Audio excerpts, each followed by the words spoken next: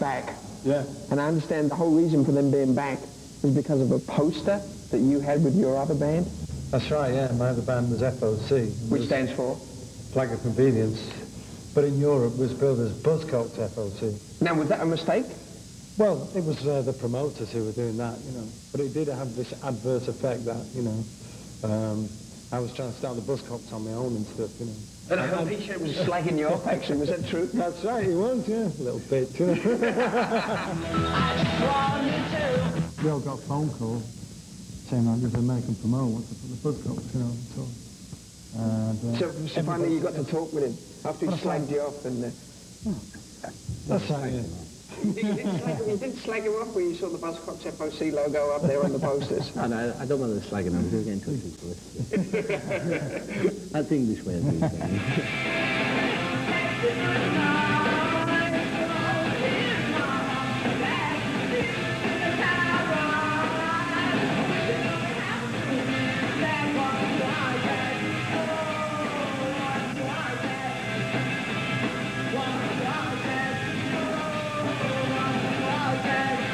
Really, punk was the most uncommercial kind of music which you could possibly imagine to come out of Britain in 76, 77, because it had no market whatsoever.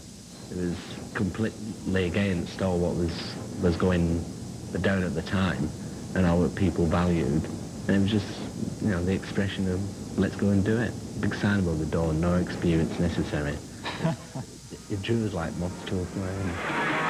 That's why I met Steve, because he just happened to be outside the venue, but waited to meet a guitarist. Yeah, I phoned somebody up out of the paper, and they'd put an ad in another paper. And I was stood outside, and Malcolm McLaren said, "What are you doing? The Sex Pistols are inside."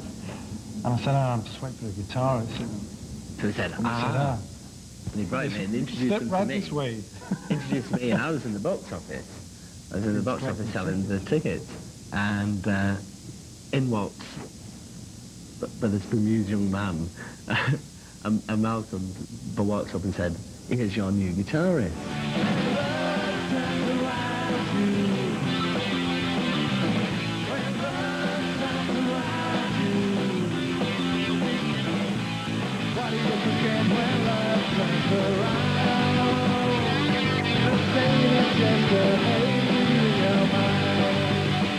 By 81, you seem to almost be just petering out.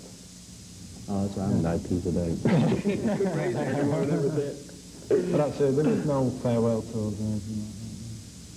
Yeah, it was just it was over as soon as it started. Yeah. How about when Fine Young Cannibals do Ever Fallen in Love? What does that do for you, first of all, to find someone covering your tunes and then make a monster hit out of it? Well, it was quite good. I mean, the checks were great. The checks were great, and that's what's been keeping us going. Well, finances the operation. Roland went to college with my brother, Roland Gibbs, and I happened to be down at his house, and he knocked on the door, and he was just playing down the road, and he said, you know, do you want to come to the show tonight? And so me and my brother went down, and the next thing you know, halfway through the set, he said, you know, it's the song Ever Fallen in Love by the Buzzcocks, and he didn't tell me, and I thought, Jesus, what's all this? You know, what's going on?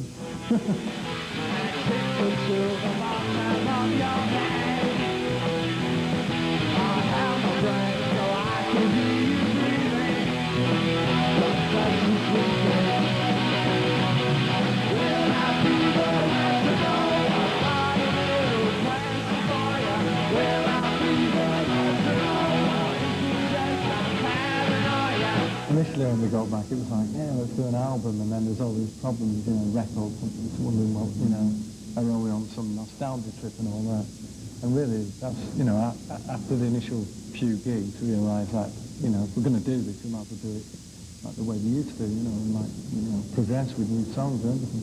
But you can't really get off on anything outside of what you're doing, you know. I mean, I think it's difficult. I mean, a lot of bands cite it as a reference point, you know. But it's hard to come to terms with that one, really. For you, it's just a matter of, you know, making sure you're sticking on the road and pay your bills and...